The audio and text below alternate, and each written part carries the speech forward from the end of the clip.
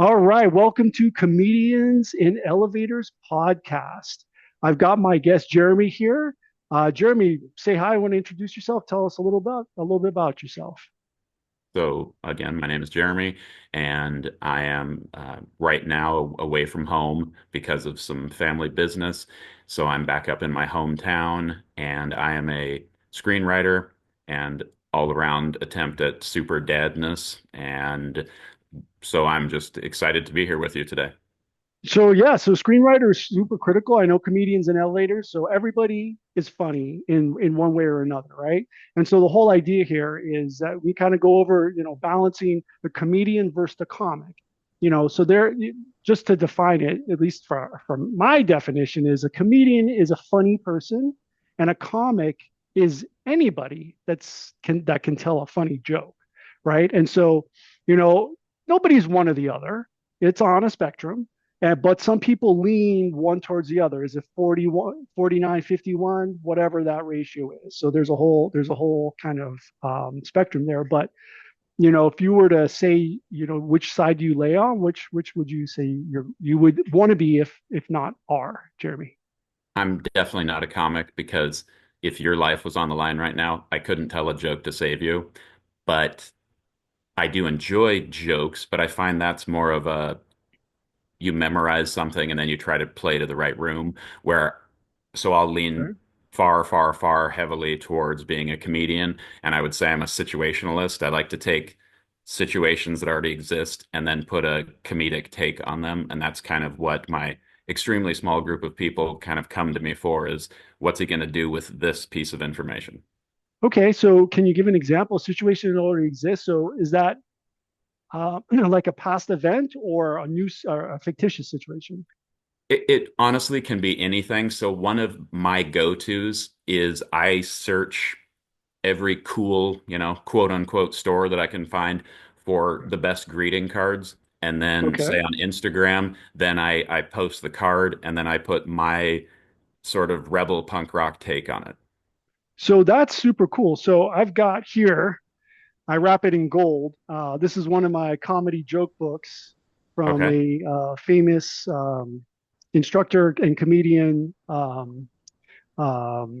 gosh, Steve North. I know him personally, and so he's a very funny guy, and he's very good at teaching comedy. And one of the jokes, at least in his book, and it's no surprise, are greeting card jokes, right? Something that actually fits. So that's a type of joke, and they're really good as closing jokes because it's something you can take away with. People can take away. You can see one of my 3D printed items. Do you have, or can you remember one of these greeting cards off the head? I'd have to be rude and grab my phone and No, but no, it's all right. It's a tough one, but when they're good, they're good. That's for sure. So, first real question here: the role or of persona in comedy. So, how much of the comedian's voice is a character versus their real self? Here's the question: what do you think about that? Is that something that's even relevant? Is it a character or is it them as a person? in my opinion, the best comedians, and I'll just use that word, again with comics and comedians, but I'll just use kind of I'll lump everybody into comedians. People are funny, and I tend to find that in real life that everybody is funny to an extent. When Mhm. when you say they have no sense of humor, everybody has something, but I really appreciate people like, and I know everyone mentions it, but Eddie Murphy for me had that perfect when he was younger, certainly had that perfect blend of these aren't jokes. This is just my life going on here, and I'm the main character. I'm the protagonist of my own life, and I'm making this stuff happen, and I'm not making any of it up. And it just felt so natural. And when he told like the ice cream man stories and stuff, that always felt like, no, that really happened when he was a kid. He and his buddies and the girls and boys, and we're just hanging out in the neighborhood, and that felt real to me. And so when he did Delirious, for example, that just didn't, there was no forcing going on. By the time he got to Raw, I think he had adopted the Eddie Murphy macho Hollywood superstar persona, and that didn't appeal to me as much as the loosey goosey. I was just a kid from the neighborhood, and I grew up, maybe not poor, but certainly not wealthy, and I just funny things happened. If I don't know if that answers your question, No, but it definitely does because a lot of people would say that's a metric. Like once a stand-up comedian, comic starts doing movies, um, and it's about them as a main character, they're definitely a comedian at that point. You're there to see them as a funny person, as that character. But it's interesting that you're saying that he changed into more of a macho guy persona. Do you think became less funny at that point? I hope he's not watching because I really do appreciate him. Of I always course. have. But again, I'm a guy who, I'm small and no one has ever heard of me, but I have my dabbling and I made my own film. And I believe that Eddie Murphy has become less funny and he's reached more by his own admission. I've listened to a lot of his interviews. By his own admission, he was reaching for money. Like best defense was just they offered him 2 million and he said nobody else had made 2 million and I knew it was bad and I knew that Dudley Moore didn't even like it and then I still did it because it was $2 million. Yeah.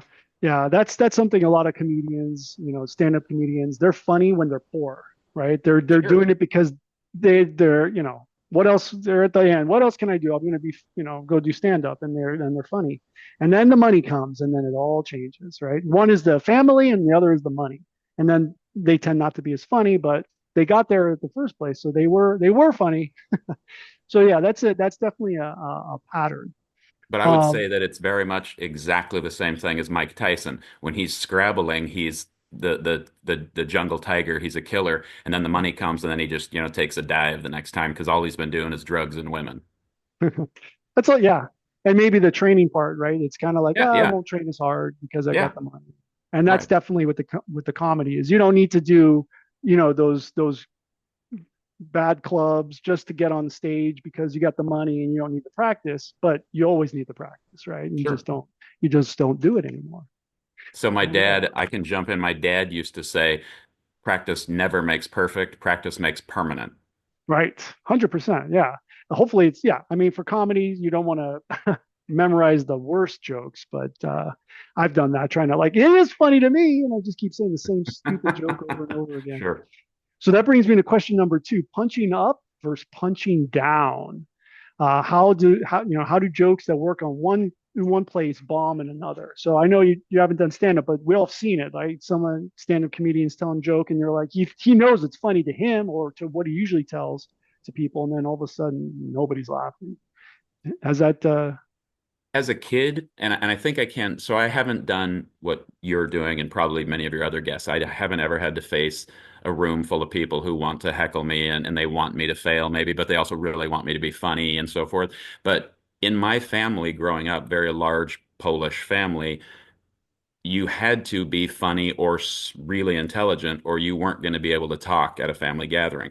And so my younger brother, Kevin, for example, was a person who could memorize routines. And so before he became the world's greatest villain, we had all the Bill Cosby records, and my brother memorized every single routine. He was like this white little Bill Cosby at like 8 years old. And so he would just explode onto the scene at these huge family gatherings, and he would run the Cosby material, and he was a stand-up comedian. And so I learned from my younger brothers how he was in the room. I learned how, yeah, boy, today this stuff is working. Wow, this is dying on the vine today. So Right. again, in my own then, like let's say it's high school and we're all been to a high school party and somebody's, the big, they're the life of the party. Well, that's not me, but people would kind of gravitate to me and I'd, kind of be a funny guy over in the corner kind of thing. And exactly like you were saying, like you have to get the temperature of the room and you have to understand that this is not working right now and these people are going to drift away and go back to the keg and you need to have something that's going to keep these people here. Yeah. No, I can attest to that. I mean, doing stand up myself. I don't think people want you to fail, even hecklers. Hecklers, as far as I can tell, it's more about them than about you. But for the audience, it's if there's, let's say, a negative, if there is a negative tone, it's more that they have a very high bar that they want you to reach, to jump across, and Okay. a very high hurdle, right? And sometimes it's like just knowing that it's like how, and everyone's hurdle is different. How, and you have about 30 seconds or 15 seconds to make them laugh in the beginning. Otherwise, you've lost them. So you need all of them, or maybe one or two that's contagious, and then you keep going. But um, yeah, I don't know if that's answering punching up versus punching down, but should we go? Let's go to the next one. Sure. Cultural translation. Yeah. Oh no, that is the okay. Hold on a second. Number four, crowd work versus crafted work. So, um, this kind of circles back to the question about writing a lot versus maybe riffing and doing crowd work, right? So if you're at a bar or at a party, it's kind of crowd work, right? But you know, if you don't have a joke, you're not going to be able to keep people. So have you had much experience where you can draw on like, hey, if I had more jokes, then this would have I could have just held the room, or if it's a party, held the room if I just had it crafted a little more. Maybe that was something you thought about. And for me, I think we've seen, or at least I have seen, a lot of people who have now transitioned from being successful writers, say at SNL, they've transitioned from being a writer and no one would ever know them or recognize them, and suddenly now they're out in the world, and wow, this guy has obviously learned from his writing and being behind the scenes on a big show or something, and now he or she, of course, now they're out there and they're somebody and they rise to fame and they're competing with from a long time, the Chevy Chases who were strictly just a comedian who was on a funny show and then went out and did movies and things. But suddenly these writers who we are traditionally, we believe anyway, that we're the most put upon human beings on earth. I think, like soccer referees would probably argue with us, but, we think, well, everybody's against us and they hate us and we never get any credit. But now you're seeing people step into the limelight who are only writers. And so I think that I'm a person who would rather listen to you than be talking. This is a big deal for me. I had to really kind of amp myself up to do this.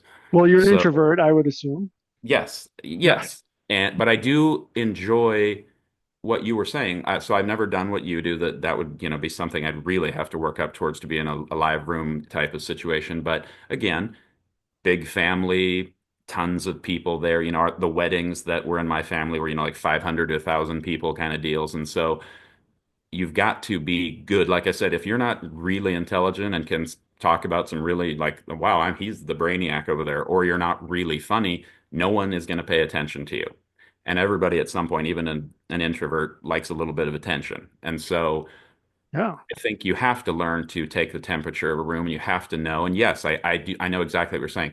If I had more material, I probably, would have been, hey, and people would have been like, let's hang out over in this part of the party because this guy's, doing the do. Whereas my brother, like I said, he had every Cosby routine. So if you hadn't heard every Cosby routine or if you really enjoyed him, you go over in that corner and listen to my brother, and he just was throwing Cosby out. Right. Yeah. I mean, writing, I mean, that's definitely deciding. One thing I can say is that a lot of introverts are very, very good comedians, stand-up Okay. comedians. I mean, Okay. there is a lot, and I don't want to get into the list, but because it needs to be a very intimate conversation with a group of strangers, that's one definition of stand-up comedy, and you got the intimate part down, right? So I'm an extrovert, so I kind of have that flip. So I have personally have to learn how to pull in Okay. more at that point, even though you're on stage. It's a very extroverted experience. So there's you get into the psychology of it, but a lot of introverts do very well right off the bat because you've got that internal dialogue down, and people find that very attractive. I mean, that's really the whole purpose. So I have to work to get that personally. Okay. Okay. So let's say, oh, this is good. So question number five, censorship and offense. So does a comic avoid offense while a comedian courts it to prove a point, right? So the comic's just telling jokes. Maybe I don't want to tell that joke. Comedian is like, hey, I'm a funny person. Let's see how far I can take this. So how do you feel about that? How about pushing the boundaries there? I very seriously, and for a long time now, I want to believe that nothing should be out of bounds for a comedian because your attack is supposed to, when you upset people, it should, in my opinion, it should, as a comedian, your attack should upset people in a way that you make them uncomfortable and they're realizing something about themselves and society. But then I have this piece where I just don't find anything about the Holocaust funny. So my family is Polish. I'd been back to Poland. It's not I'm okay, maybe I'm not very macho and not a big tough man, but I cried when we went to Auschwitz. It was a horrible experience. I'm glad I went, but it showed me the true horror that there are actually people now who are denying it, and I'm like, Right. you are idiots. So I'm going to throw one. I'm going to throw a little test right at you right now and see maybe this might work. So one way to kind of address that is to put it up front. So for example, you know what's funny about the Holocaust? You're already on the defense at that point. Now the question is, since you already said, these people are taking another direction, you can tell the joke more about that and throw it in that direction. So that's one way to kind of um, push it all the way and then bring it right. So people will be comfortable with the punchline. So I don't have a punchline, but there might be one because you're personally offended. You actually know where that threshold is. So if you start at the extreme and then pull back, you'd be like, oh, okay, this actually is funny. If you found the funny in it, which I think would be very, very therapeutic personally, but Sure. No, and you know what you've made me think of right now is I could open with, hey, folks, you want to know what's funny about the Holocaust? Nothing. And then I could go into whatever I wanted to talk about. you could do that. You could always do that for sure. But that's also dodging it at the same time, No, right? If you but brought it I'm up, just saying I consider myself in every, I don't believe that you look up the denotation of liberal and suddenly you go, that's a bad word. And you look up progressive and you go, that's a bad word. Connotation, yes. But when you're talking denotation, these are the two greatest words possibly in the English language. To be liberal is to be open-minded. To be progressive is I want to change things for the better and go forward, not ever backward. right, right. I want to be a person who believes that we have freedom of speech. We don't really. We all want to think we have it, but we don't really. But I want to believe in that. But I do. So I struggle. It's my personal struggle. It's just like for me, when the artist is not a good human being, do I continue to look at their art? And I Right. really, truly struggle. I love Hemingway, but he was really not a very good person. I love Picasso, but he was really not a very good person. So do I go with the art? And I'm not going to think about the artist. No, not at all. I mean, in comedy, it's all about they're together, right? At that point, you really don't separate it. So just me throwing it out there, that's just one technical, example of how can you kind of bridge the gap. Sure. So sometimes it does end well, but not Oh, always, sure. right? Okay, question number 6, timing and delivery, science or art. So do you think that a comic relies more on structure and comedians more on rhythm and emotion? It's kind of a loaded question, but You and I just briefly talked but before the show, and I brought up, so for me, Bob Hope, he hasn't aged well necessarily. And right. so he had a team of writers, and it's, by all accounts, he had a lot of people, and they never got any credit. And they wrote him, and he paid, here's $5 for the joke, and that kind of thing. And I guess like Carson did the same thing, a million writers, and he paid him whatever he paid him. And so to me, Bob Hope was a comic. When I was a kid, going to movies with my grandfather and going to revival houses, I'd see Bob Hope stuff, and hey, this is funny, I like it, and his film The Ghost Breakers, they literally ripped off to make Ghostbusters. So you make one of the biggest, most successful films of all time based on this, 1943, I think, and it has that whole racial thing going on, and you're kind of uncomfortable now going, oh, I wish they weren't doing, oh, I don't like, oh, that's not Right. good. But Yeah. he hasn't aged, he just, his material hasn't aged well. And he was just, in my opinion, like kind of what you're saying, he was a comic. He spit jokes at people, and he had a pretty good delivery, in my opinion. But like I said, I would rather listen to a storyteller. And to me, a comedian, and you know better than I do, but a comedian is a storyteller. They're going to make things funny, not just hitting you with a joke. Because I can have a joke told, and it can be, knock knock. Who's there? Ooh, Oh, who? Werewolves of London. Right. Okay, so that's a joke. It's not a good one. It's a dad joke, but it's a joke. Okay, now I'd have to be like, where am I going with this? Where I'd rather have it all wrapped up into a story, and I want it just like I want in a screenplay. I want to tell a story that we don't have to go in beginning, middle, end order. We can start with the end, and we can jump to the beginning, go to the middle. It's what Tarantino has tried to do based on not because he's original, because people have been doing it forever, but he's trying to break those walls and things. So again, I'm not as down with just trying to memorize jokes as I am with let's tell some stories that are funny and make people realize, oh my gosh, that's my family. I know exactly what you're talking about.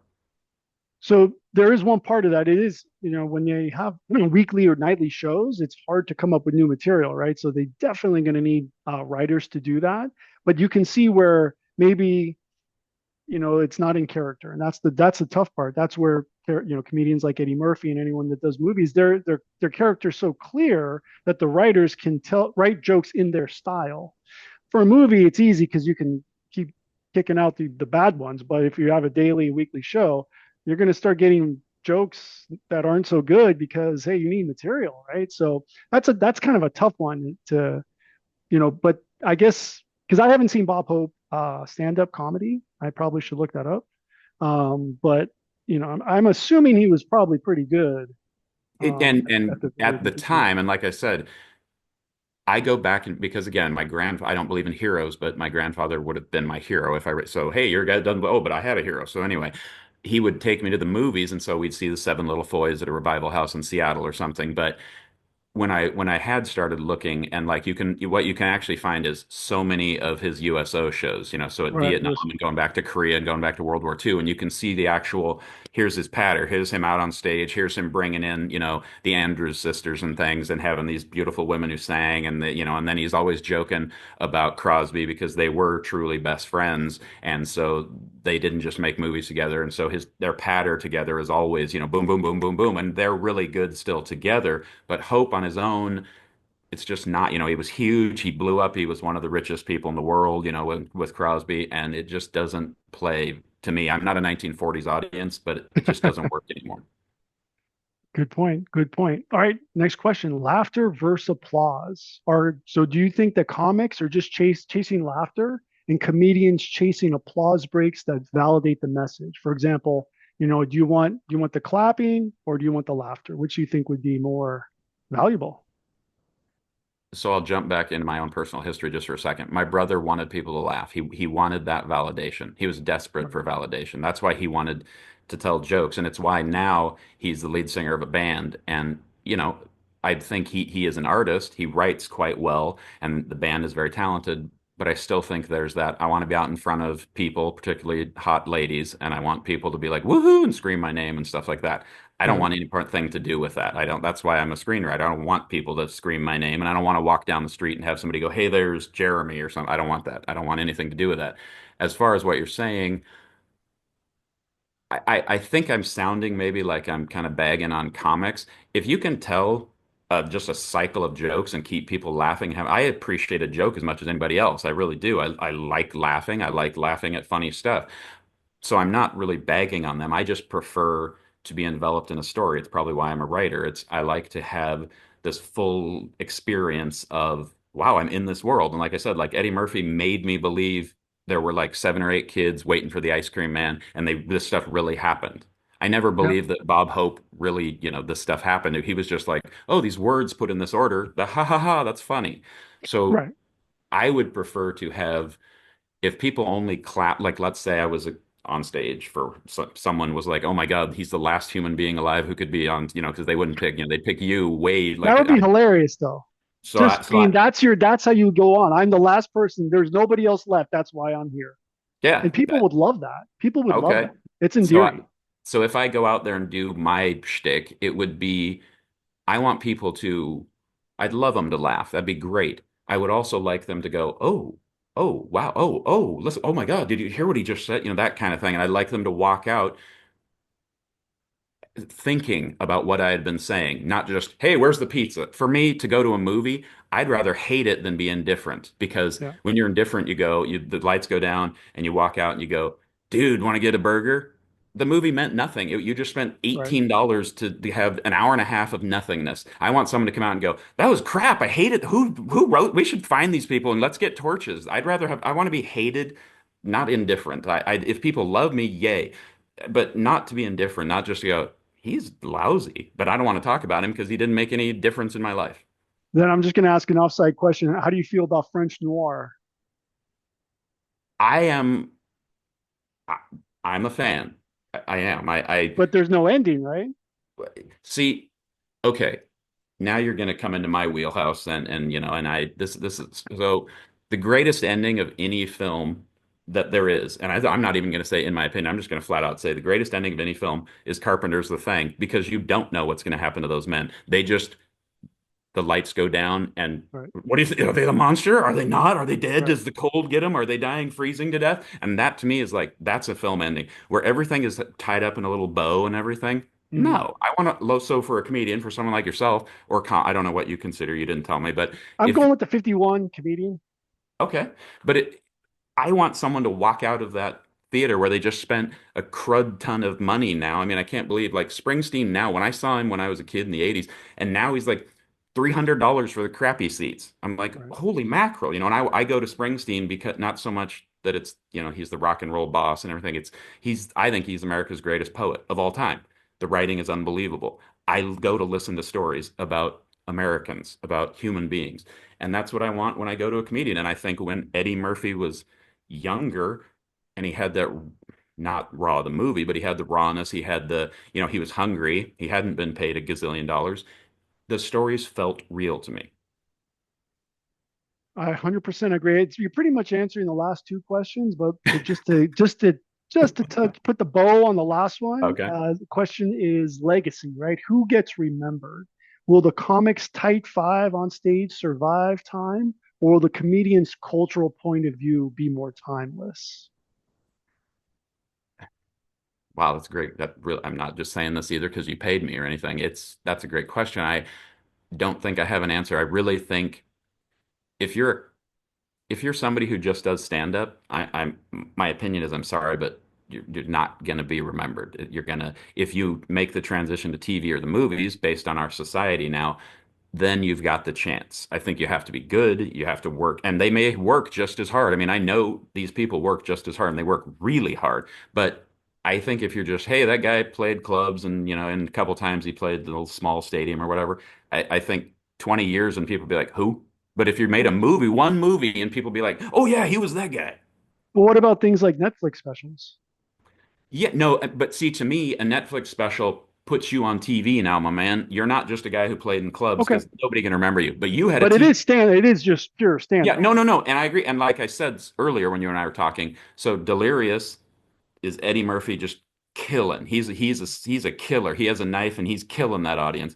And then we get to Raw and I'm Eddie Murphy and I'm macho and I'm strutting around and I'm wearing tight pants and I'm like, oh my God, this is not what it was. Different character. Yeah, they change. Yep. Well, that's pretty much it. Do you have any last words you'd like to say, Jeremy, for the audience? Again, I'm just some guy, and I don't, again, how you found me and why you wanted to talk to me, but I really appreciate it. And, I'm sure my little circle of people will think it's really entertaining, and they'll probably wish that I had not talked as much and that you talked more. But I love that you have this breakdown for me because I'd always kind of thought about it, but I'd never been like, okay, here's the definition of comic, here's the definition of Right. comedian. And I'm really still going to be thinking about this. So you're sending me out of the theater thinking, and that's what I Yeah. enjoy. 100%. A lot of people get them mixed up because really it is on the spectrum, right? I say I'm 51% comedian, right? I'm always leaning towards being a character, but if you don't have the jokes, what are you going to do? Like Bob Hope, I'm sure he started out, as a character, but Vaudeville. right? The fact that you need new material constantly, you start it's being pulling you towards, that comic. So maybe you do one show a year and then you can be a comedian. But if you're trying to do regular, you need a lot of material, and that's where the challenge comes. So well, Jeremy, I mean, basically it's divine intervention. I think everything is timing. It's kind of come together perfectly, and I'm assuming that in the future, we can do this again, and then other things, of course, because I personally have a lot of big projects that I'm working on, and always looking for collaborators. And so obviously this is going to involve, and we're definitely going to hopefully talk about that more. But for everyone watching, please subscribe. You need to get that subscriber count up and like the video, and stay tuned for more. And we'll see you in the next one.